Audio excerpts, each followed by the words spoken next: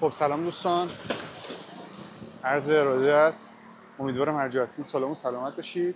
بچه‌ها اومدیم دوباره اول بیشرود امروز برای تست و بررسی دوربین نیکون D700 یکی از 5 کینگ با ارفاق، یکی از 6 کینگ نیکون.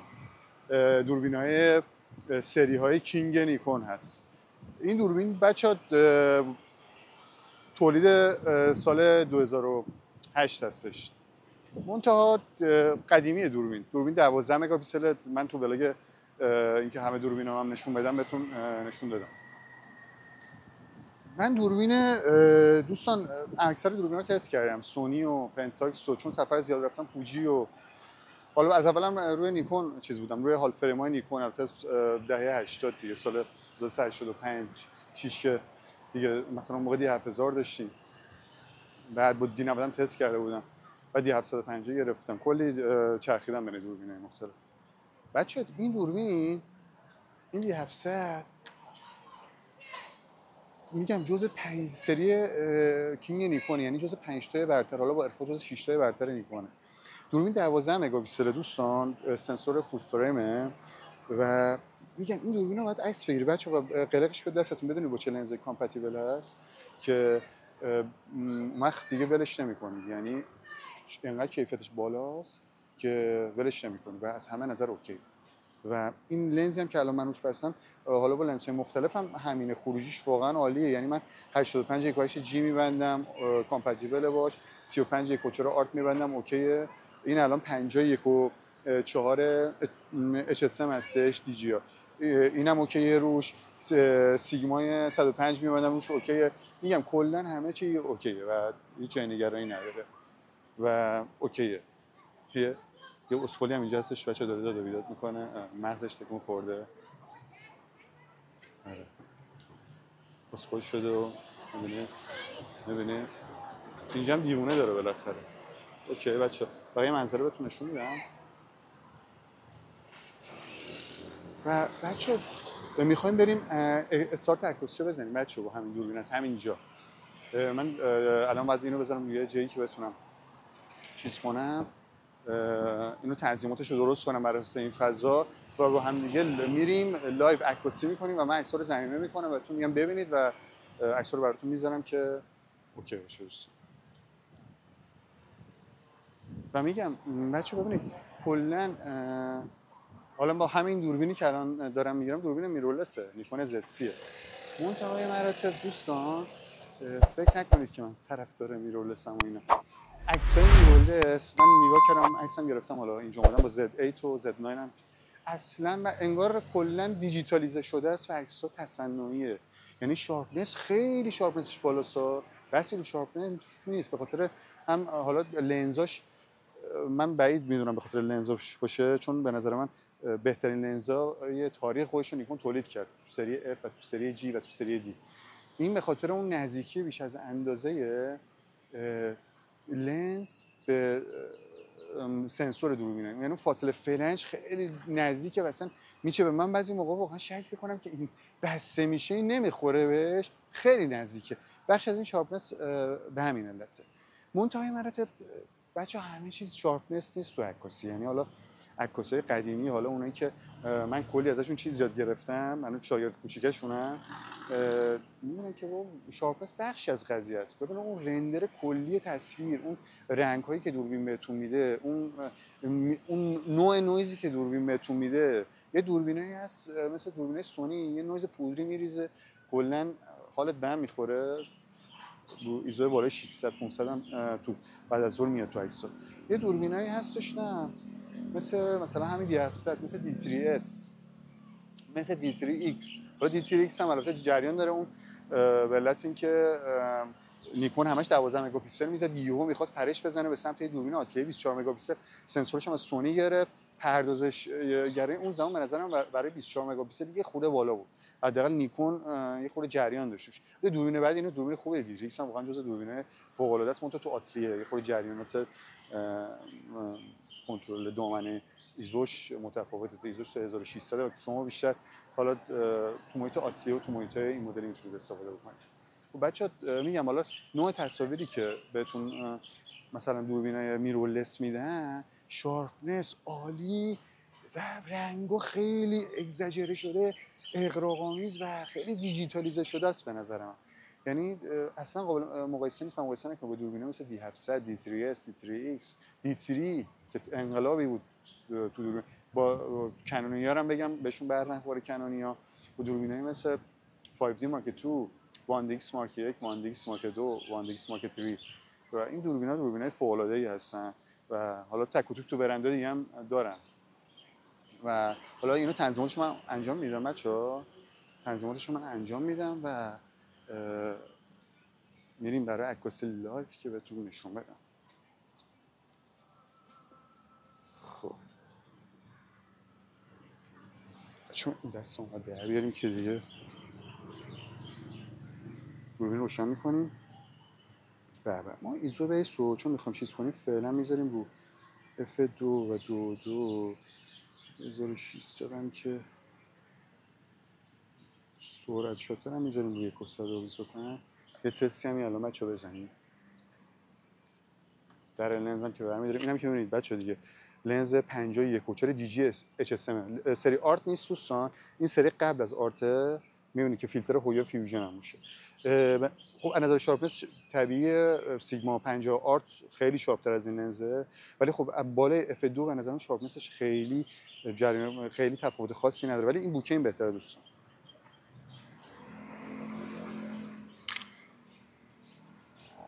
امیدوارم صدا شاترم قشنگ بیاد و لذت ببرید دوستانا.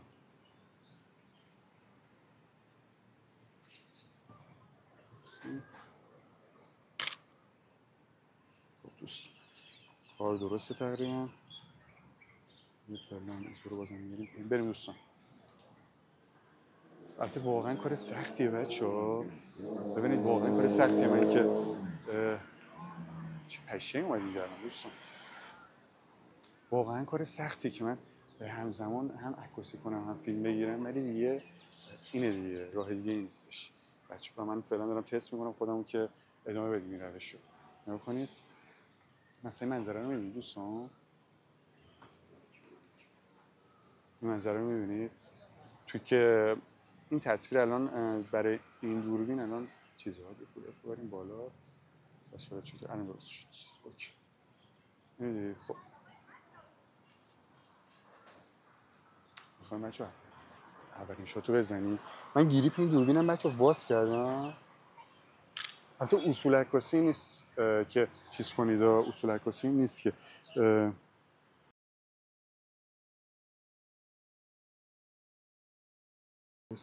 این گریپشو بچه من وا کردم.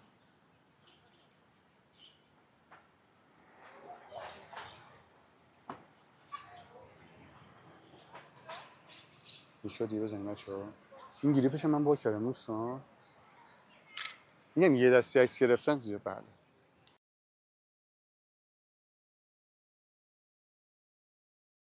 اوکی. میگم البته لنز 50 به نظر من مناسب ترین لنزی که میتونید شما استفاده بکنید برای استریت فوتوگرافی لنز 35 ولی خب ما با 50 شروع کردیم.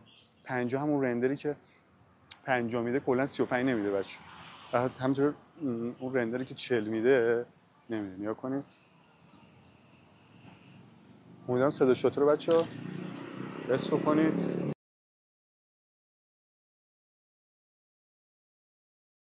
اوکی. داینامیک رنج داریم مجبوری 12 مگاپیکسل دوربین. داینامیک رنجش خیلی سرتر است واقعا. دوربینای همین الان که فسقلی رو میزنن. اینجا الان خیلی نمیشه رو بوکه حساب که بچه‌ها. حالا میریم ولی کن سیدونو بگیرم مثلا اینجا. بچه تو یه دستی دارم. واو.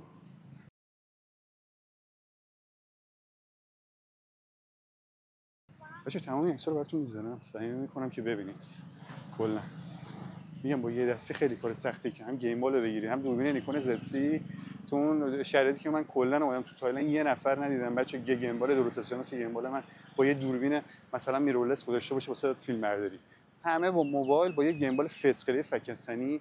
کلا میگم افرادی که حالا صاباشون میره بالا و اینا دیگه اصلا کاری به دیگه من واسه چی حالا خودمو دارم دیگه من لایکامو میگیرم میگم برای چی به خودم زحمت بدم که بردارم این وسیله همراه خودم بیارم که پانه بشم.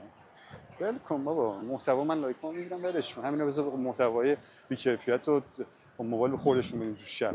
یارو اومده بود تو شب توش میگه همه تصویر پر نویز. آخه یارو چه میدونه نویز چیه؟ حالا من بشینم واسه یارو توضیح بدم ساختار نویز چجوری به وجود میاد تو دوربین و الان چقدر دوربین تو نویز داره. آره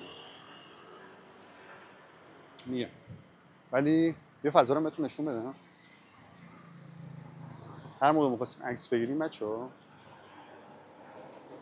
هر موقع می‌خواستیم عکس بگیریم و اینا چیز می‌کنم و امیدوارم این سرعت شاتری که میزنه دوستان، این سرعت شاتری که میزنه یه خورده من تا صدا رو باید یه خورده بیشتر کنم اونجا، چون میکروفون رو گوشم اینور. بالانس صدا رو گوشم بچه‌ها رو 11. واسه دوباره اومدیم جای تاریک، دوباره رفت بالا، دوباره میذاریم. آسمون رو میخوام کاملا حس کنید بچه، رنگ آسمون.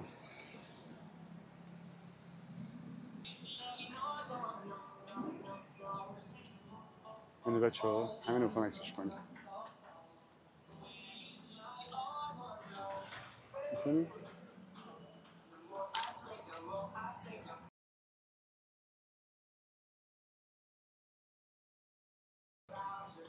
نور سیاه دو توش. یه دستی من چجوری تمرین کنم؟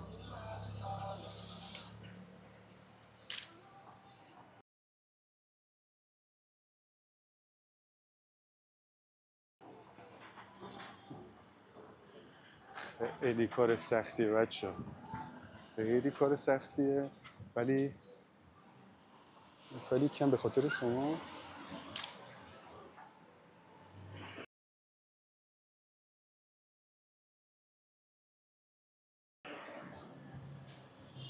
میگم. و من گریپ این دوربین رو باز کردم دوستان، چون واقعا یه دستی نمیتونستم. اگه گریپ بود رو این، من یه دستی نمیتونستم هم گریپ رو هم کنم هم گیمبال روی این دستم با دوربینه، چون دست چپ هم خورده ضعیف‌تره.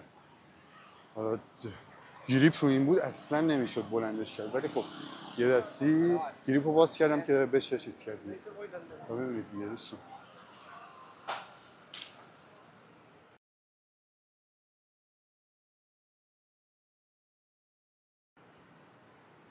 بچه تمام این عکسایی که میگیرم زمینه میکنم که شما ببینید. اوکی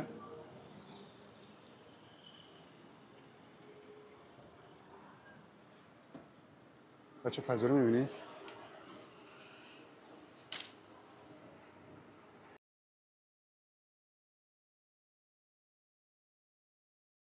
بله. مثلا ممکنه بعضی تنظیمات یه خورده بالا پایین باشه، ولی واقعا قابل اغماضه دیگه، چون میگم دوربین بعد با دو دست تنظیم کنه قشنگ زیر لنز رو بگیری. حالا من منوالم عکس میگیرم، ولی دیگه منوال نمیشه با این شرایط عکس گرفته بشه.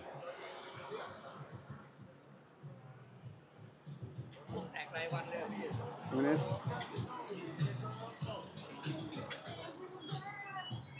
چون من هر موقع اینو میارم نمیدونم چرا این بالا احساس میکنم به هم میاد. اونورم دریاست که میبینید دوستان.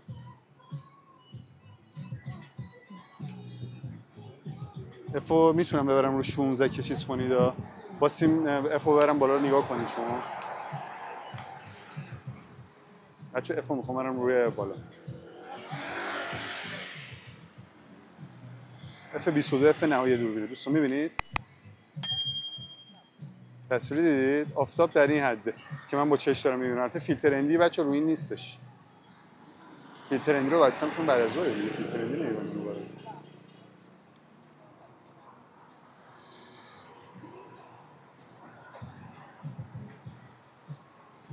اف 3.5 جواب کار با قفل.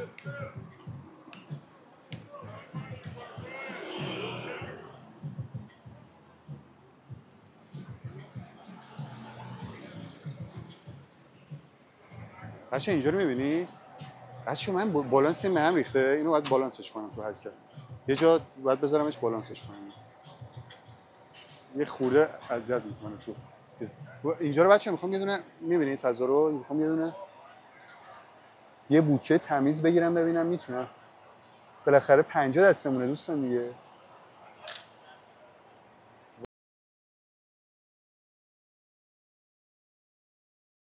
واو، واسهتون میذارم حتما ببینید این عکس‌ها رو.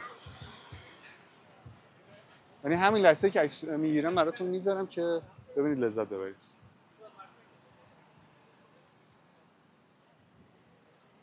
بچه دوربین بالانس نیست دوستان، من اینو بالانسش کنم.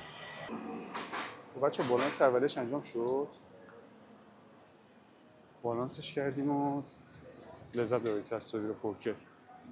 تمام تصاویرم بچه من رو حالت 4K و رو فرمات 4K آپلود میکنم سینماتیک. خودتون ببینید اگر اینترنتتون جواب میده و وی پی تون تو ایران جواب میده چیز کنید روی 4K ببینید و میتونید رو 2K هم ببینید و افرادی هم که نمیتونن هم رو حد 80 و 720 ولی رو 720 عکس‌ها دیگه کیفیتش مشخص نیست. خب ببینید بچه این منظره رو ما الان میخوام شکارش کنیم میکنیم ببینید ببینید میکنیم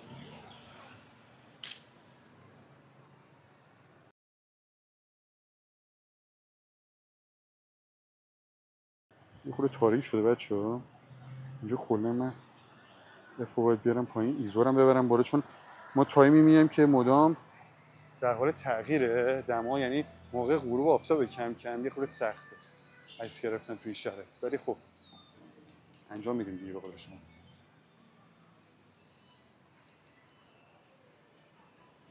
و میگم الان بدون گریپ دوستان من راحت میتونم توی دستم بگیرم، ولی واقعا نخواین که دیفورست رو از این حرکات بزنم براتون.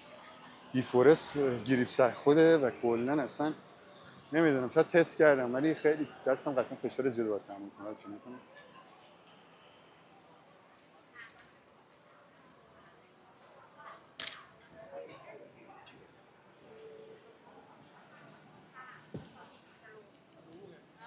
ببینید فضای جلو بچه با چرخش‌های دوربین لذت میبری بچه‌ها. یه تفاوتی باید باشه با گیم بال، با این گیم بالای زاغارته داره. این گیم بال بچه سینمایی در حد دیجی 26 افغان 30 میلیون تومانیه،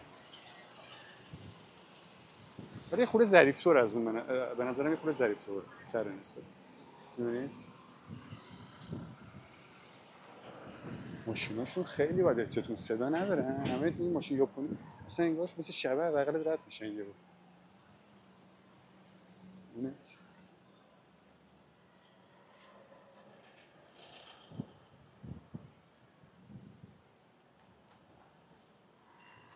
این ورم فضا بد نیست بچه واسه میکوسیا. این خانم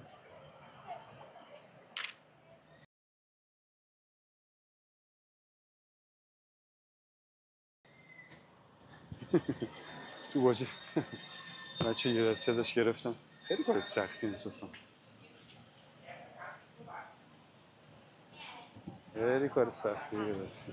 اصلا تمرکز نداری. عکاسی به نظر من باید با تسلط کامل دوستان به صورت دو دستی، ولی وقتی داری به این شیوه داری چیز میکنی دیگه راهی نیست دیگه، همین که داری میرسونی و میتونی این کار انجام بدی به شکرش باقیه. و کلا دوستان باید خودرو باشید تو این حالت. اینا تو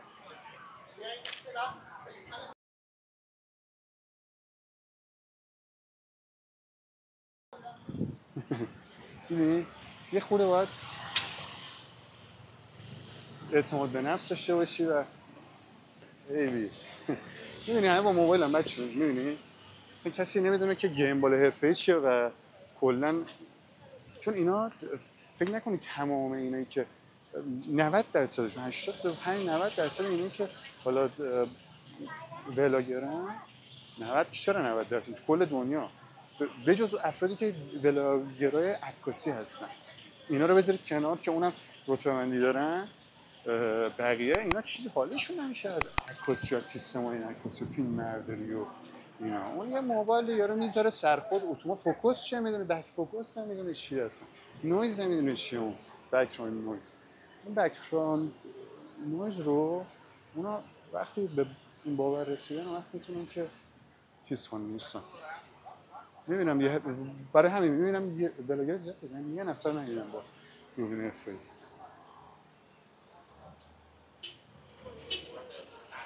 این پشت صحنه خیلی قویه، این تصاویری شما دارید این پشت صحنه بچه‌ها در حد دوستان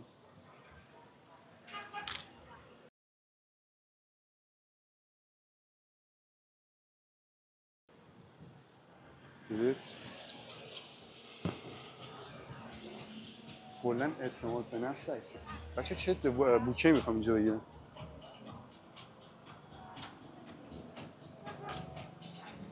واو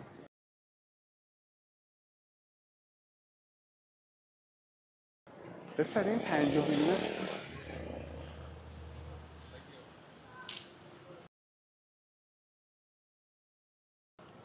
یس. بچه این بوکه که داریم یارو من گرفتم چرا خوب شد عکسش. این بوکه که ما داریم میگیریم کلا میدونی این سبک و سیاق نوع عکاسی که بهش میگن استریت فوتوگرافی بچه‌ها کلا تو ایران باب نیست و تو ایران که قابل انجام نیستش، ولی حالا تو کشور دیگه هم ایرانی که میرن من ندیدم واقعیتش. من ندیدم. تو خارج هم هستن افرادی که بر اساس بنیانگذار چیزا دارن این کارو انجام میدن. بر اساس یه سری افرادی هستن مثل کاوی که یه هنگ کنگی هست، هنگ کنگی چینی هست که من تو دیجیتال بریف 16 17 سال پیش من اینو دنبال میکردم، 16 سال پیش. و از اونجا من بچه عاشق عکاسی خیابونی شدم دوستان. اون تو فرصتش تو ایران نیست واقعا به هزار تا مسئله خودتون میدونید، ولی خب اینجا اومدیم میخوام استفاده کنیم و با هم لذت ببریم دوستان. و از این به بعد حالا تو این مدتی که حالا هستیم و حالا بعدش نمیدونم چه اتفاقاتی میفته، هر روز هم لنزهای مختلف و هم دوربینای مختلف رو تست میکنیم و خروجیش رو به صورت آنلاین با هم دیگه نشون میدیم. بچه‌ها اصلا میبینید کیف اون صدای شلق شاتر رو میفهمید دوستان؟ میبینید دوستان همه با موبایلن گرفتی؟ میبینید؟ اینم مصداق حرف من. اینا این کاره نیستن چون اینا بلاگر تمام بلاگرها حالیشون نیست که سیستم‌های عکاسی چیه و نمیدونم سیستم نویز کیلو چنده و سیستم فوکوس و اصلا نمیتونن کار بکنن یه دوربین اینطوری بده. من الان بچه تمام تنظیمات این دوربینی که دارم میگیرم مثل منواله، فکر نکنید گذاشتم رو اتو، همه رو گذاشتم رو منوال و با توجه به دید خودم تنظیم میکنم. این وقت الان فوق العاده سخت، یعنی لحظه به لحظه باید اینو تغییرش بدیم دوستان. اوکی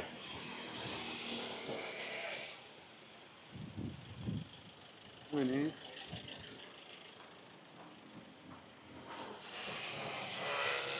امیدوارم بچه خیلی سخت بود انصافا حمل این دوتا واسه تصویر برگردن رو متون خود صحبت کنم. خیلی سخت بود بچه حمله، هم گیم بال هم میکنه زد روی گیم بال هم میکروفون همین که دوربین دست باشه بخوای ولاگ بگیرید انرژی بدید. بچه سابسکرایب کنید، افرادی که اولین بار میبینن کانال رو سابسکرایب کنن، لایک رو بزنید، شیر بکنید که افراد بیشتری ببینن و لذت ببرن. اصلا بس درآمدش من واقعا برام مهم نیست که یوتیوب هم به درآمد برسه نرسه، من فقط میخوام لذت ببرید. یه خورده از این محتوای حجوی که بعضی دوستان میذارن توی یوتیوب میان تایلند و اینا دوری کنید، لذت ببرید، به عمق قضیه و یه چیزی یاد بگیرید برای آیندهتون و در لحظه با من باشید. و من هر کاری میکنم، هر عکسی که میگیرم براتون میذارم که شما هم قشنگ متوجه بشید به چه صورت گرفته میشه دوستان. خب اینجا بچه بد نیستش تصویر. ببینید دوربین رو میخوایم بذاریم اینجا، خیلی سخته، خیلی سخته این حرکتی که میخوام بزنم سخته، ولی دیگه باید بزنیم وقتی میای. چی بوکه پسر واسه این یارو هم بیا تو بوکه. برو برو برو برو برو برو برو برو برو برو برو. امیدوارم بچه لذت برده باشید. عکس‌ها رو براتون همه رو میذارم لذت ببرید بچه.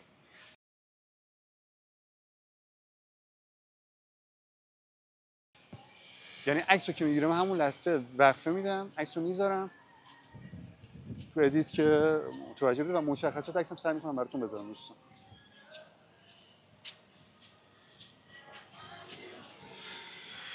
یعنی این ذوق و شوقی که من دارم دوستان، این نکته رو باید بهتون بگم، این ذوق و شوقی که من برای عکاسی داشتم، یعنی اومدم تایلند واقعا ذهنم ذوق و شوقم به خاطر عکاسی بود و تست و بررسی لنزهای مختلف و اینکه بری ببینی حالا مثلا یه دونه حالا میاد کم کم یه مبدلم گرفتم، مبدل زد سی آداپتور رو نگرفتم بچه‌ها، پول گرون بود. حالا تو کوالالامپور رفتیم ببینیم ولاگش رو میگیرم، اگه گیر آوردم اونجا میخرم ولاگش هم میگیرم برات. منتها من ذوق و شوقم واقعا عکاسی بود، یعنی اومدم فقط برات عکاسی اومدم به تست و بررسی لنزها، اصلا دنبال چیزی واقعا نبودم. و چقدر منظره قشنگه بچه‌ها، منظره آسمون رو بهتون نشون بدم. یه خورده واسه این قفلا رو چیز کنیم که فشار نیاد بگیریم مال بچه‌ها.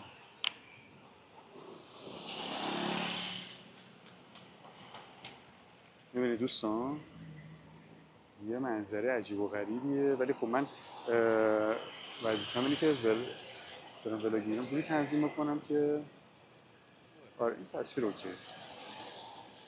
فوتوشاپ آف می‌کنیم.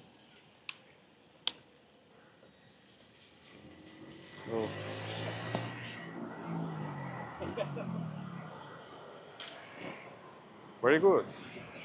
و می‌بینید که کلا عکسایی که افرادی که واکنششون میدن دیگه و اصلا ناراحت نمیشن و خوب. حالا فرض کنید تو ایران شما بخواید برید عکس بگیرید، این مدلی استریت فوتوگرافی دوستانیا کنید، اینطوری استریت فوتوگرافی غلط کردی، اینطوری استریت فوتوگرافی کنید.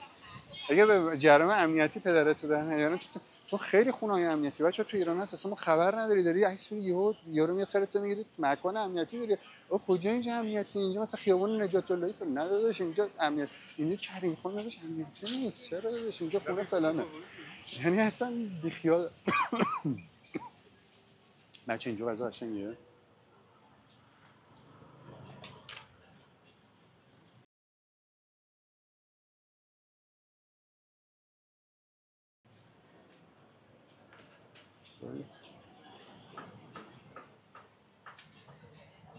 بچه خیلی کار سخته بچه عکاسی میشه. ببینید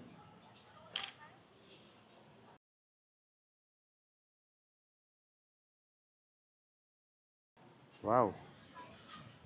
بچه بوکی گرافی، من واقعا علاقه دارم به بوکی گرافی و سعی میکنم در هر فرصتی بگیرم میاد بچه بوکه بگیرم. یعنی فوق‌العاده است این حرکت، مخصوصا با این 50. من سیگما آرتو، من 35 آرتو دارم بچه، 35 1.4 آرتو دارم.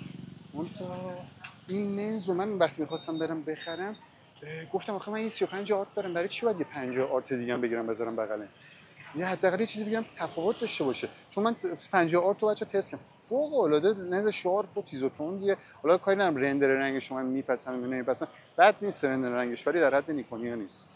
ولی من اینو انتخاب کردم که اون موقع ارزون‌ترم بود، یه خوریه تومن فکر کنم. آره یک و 200 ارزون‌تر بود. منتها خیلی وقت پیش گرفتم اینو، نمایندگی سیگل هم گرفتم بچه‌ها، خیابون بابامیون. الان دیگه چند شدن نابود شدن همش. این بچه بوکه که این میده نمیده آرت 50 آرت سیگما. این سری دی جی آی شدی، میبینید دی جی آی ایکس شه، سری طلاییه. بوکه که این میده اون نمیده دوستان. من به خاطر همین اینو انتخاب کردم. من چون فوق العاده علاقه‌مند به بوکم، یه تصویر شارپ سفت سخت میداد اون آرته و خیلی تیز، خیلی شارپ. ولی همیشه میگم بس شارپنس نیست و من کلا زیاد خوبه دوربین شارپ باشه، ولی نه که میگم رندر رنگ مهمتر از رندر کد تصویر، مهمتر از شارپنس دوست. و من اینو گرفتم بچه‌ها و واقعا حالا عکس‌ها رو براتون میذارم ببینید.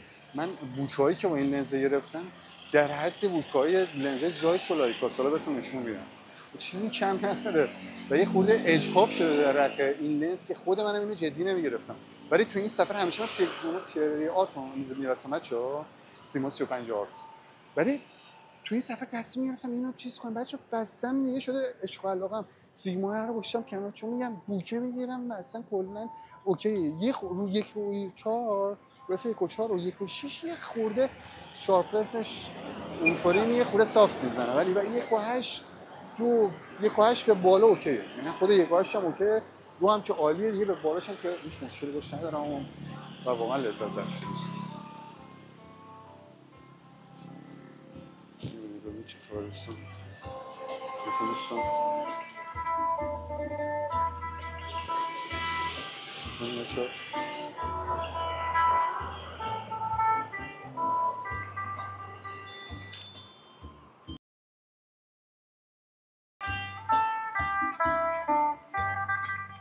ببینم عکسش ببینم چه عکسیه. اوه بچه عکسای حرفه‌ای دارم میگیرم که فقط چون نور داره میاد پایین دم به دقیقه چک نمی‌کنم ممکنه تاریکی الان ایزو رو یه خورده ببریم بالا برای رو 400 سرعت چاتر میاریم پایین رو 160.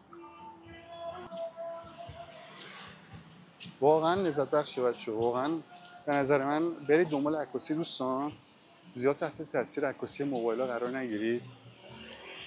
بچه بخوام بریم اون ور زیاد تحت تاثیر عکاسی موبایل‌ها قرار نگیرید. کلا بچه موبایل پیشرفت کرده، خیلی هم پیشرفت کرده خصوصا تو فیلمبرداری، ولی شما عکاسی رو بچه اصلا قابل مقایسه نیست، اینا تو یه لول نیستن، اینا یه لول نیستن و سعی کنید با یه بودجه کم شروع بکنید عکاسی رو از مبالغ پایین تا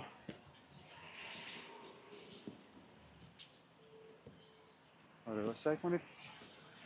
چی میگم این میگم توریست اصلا ندیدن اصلا کسی این توریست چون همه چارجشی احتمال من خجالت میشم بعضی موقع احساس میگم چرا این چی بچه اینجا میخوام یه دونه موکی گرفته کنم دوباره و میگم شروع کنید با حداقل بودجه یه دوربین قدیمی هال فریم هم که شده بگیرید، استارت کارتون رو بزنید عکاسی، روز به روز پیشرفت میکنید و بعد خودتون لذت میبرید عکس بگیرید، چون بچه عکاسی تفریح سالمیه و دورتون میکنه بچه از یه سری مسائل حاشیه‌ای که تو زندگی روی خوشی بهتون نشون نمیده و مثلا سیگار کشیدن و نمیدونم رفیق ناباب و کلا این مهمونی‌های دور همی و این سیستم عکاسی تا حد زیادی بچه شما رو اصلا روحیاتتون رو تغییر میده. میخوام من و باعث میشه کلا تا یه منظره اینطوری ببینید بچسبید تو چیزش. الان میخوام بزنم بچه فقط نگاه کنید، فقط ایسو زمین میکنم نگاه کنید بچه.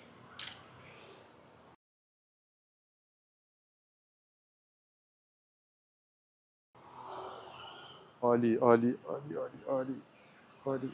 من چون علاقه دارم کلا بچه به یه نموره تاریک هم میگیرم، چرا صفر زد، یه نموره تاریک هم میگیرم، ایزو رو دوباره برمیگردم به سر 120 و این منظره رو میخوام بگیرم بچه براتون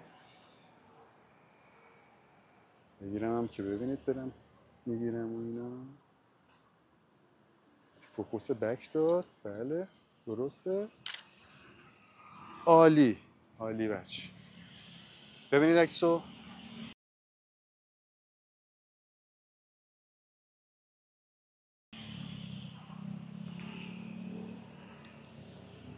می‌بینید کلا وقتی عکاسی دوربین عکاسی هستتون بچه دوست دارید از هر چیزی که میتونه قابلیتی نداره که به تصویر خوب و دل نشین تبدیل بشه عکس بگیرید. این خودش واقعا خیلی کمک کننده است، این روحیاتتون رو تغییر میده دوستان، کلا روحیاتتون رو عوض میکنه. اصلا میگم من اصلا اون زمانی که عکاسی رو شروع کردم عشق و علاقه اینطوری نبود، ولی این عشق و علاقه اصلا روز به روز پربارتر است به وسیله یکی از دوستان که واقعا دوستش دارم و دوست صمیمی هست و استاد منه، واقعا